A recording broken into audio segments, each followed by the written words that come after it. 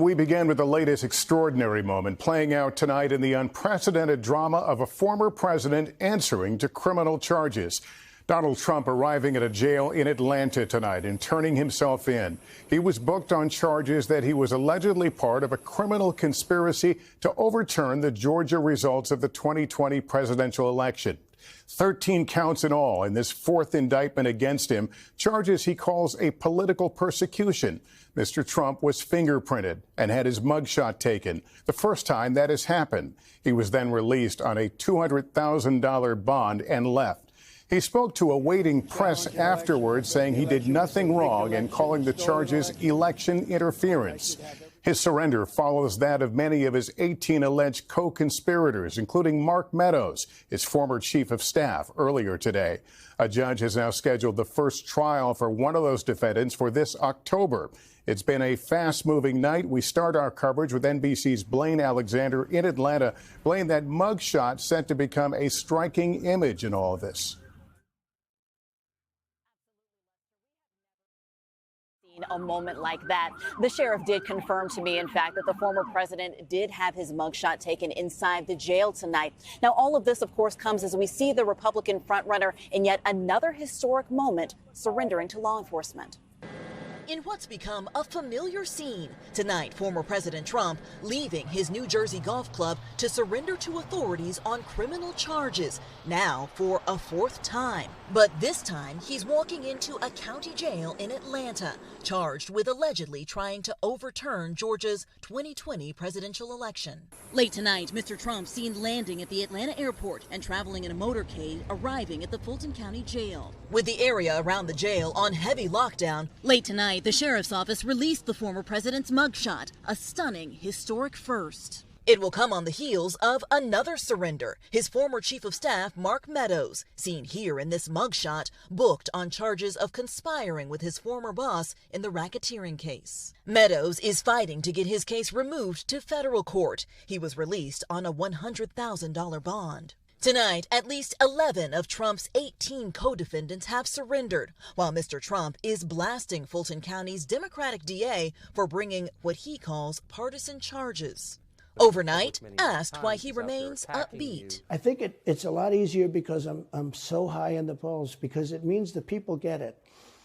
The people see it's a fraud. Moments ago, the Republican frontrunner speaking out before traveling back to Bedminster. What has taken place here is a travesty of justice. We did nothing wrong. I did nothing wrong. And everybody knows it. I've never had such support. And that goes with the other ones, too. What they're doing is election interference. They're trying to interfere with an election.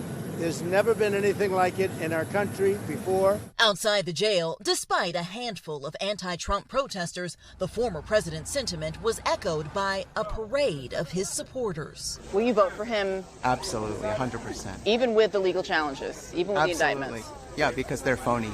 It all comes after a major shakeup on Trump's legal team, now led by Georgia defense attorney Stephen Sadow, whose high-profile clients include musicians T.I. and Usher. In a statement, Sadow writes, "The president should never have been indicted. Prosecutions intended to advance or serve the ambitions and careers of political opponents of the president have no place in our justice system."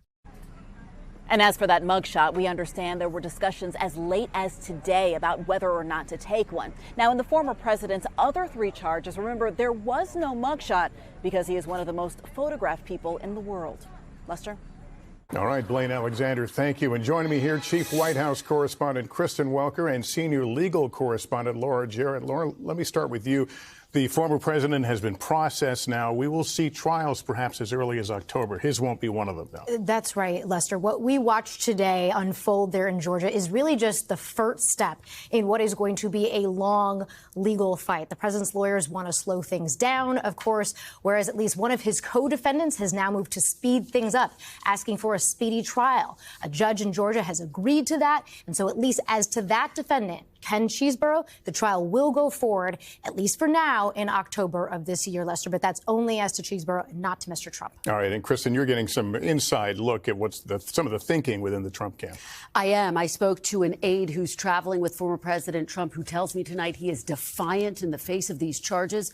Now, while his aides are touting his political resilience amid 4 indictments, some are concerned about the impact this could all have. Georgia is, of course, a key state that will almost certainly need to be in his corner if he's going to win re-election. And, of course, this time there is a mugshot, but we wouldn't be surprised if he used that mugshot to his advantage. All right, Kristen and Laura, thanks to both of you.